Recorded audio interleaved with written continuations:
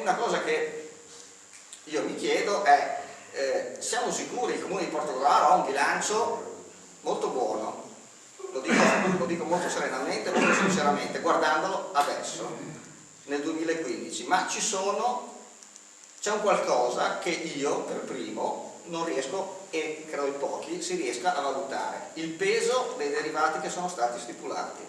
Nel 2006 sono stati stipulati dei contratti che consentivano di prendersi subito i soldi, e questo è legittimo naturalmente, investirli anche a Lugnano, magari pochi, insomma li hanno investiti da qualche altra parte, ma comunque di investirli e poi di cominciare a restituirli pian piano. Ma gli interessi in realtà, e questo non lo dico io, questo lo dico la relazione degli uffici comunali, gli interessi noi cominceremo a pagarli,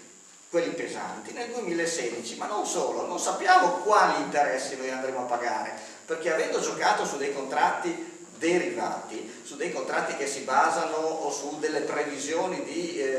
sviluppo, il tasso potrebbe anche sfuggirci di mano. Ora, io non sono in grado di smontare il derivato, io credo che qui a Portogruaro non ci sia, credo nessuno sia in grado di smontare un derivato, per questo io ho recentemente proposto che se dovessimo andare al governo della città, il primo atto di giunta sia quello di fare una gara pubblica con società di consulenza di livello nazionale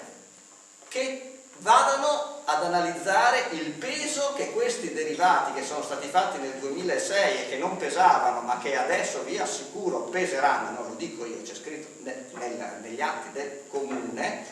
che andranno a pesare, quanto peseranno. Perché se peseranno tantissimo, mi dispiace, ma le famose risorse del bilancio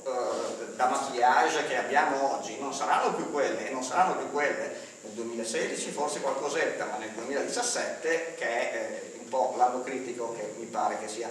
nella gap analysis considerato in questi derivati, ci consentiranno di spendere o di non spendere. Bene, allora se queste risorse ci sono, tanto meglio, ma se queste risorse forse non ci sono perché il peso dei derivati fatti per dire io oggi ho i soldi e ho il bilancio bellissimo,